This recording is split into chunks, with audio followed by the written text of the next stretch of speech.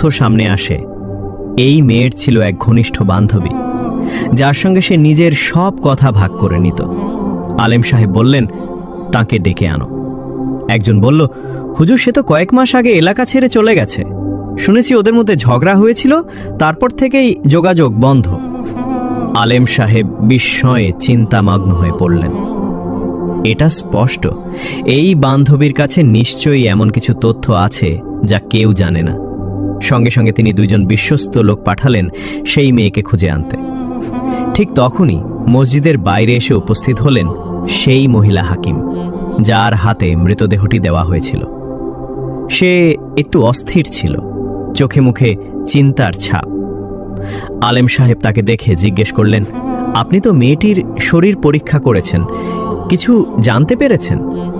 তিনি উত্তর দিলেন, হুজুর, আমি খুব বিস্মিত। মেয়েটির চরিত্র ছিল একেবারে পবিত্র, তার মধ্যে কোনো অনৈতিকতা বা অস্বাভাবিক কিছু পাইনি।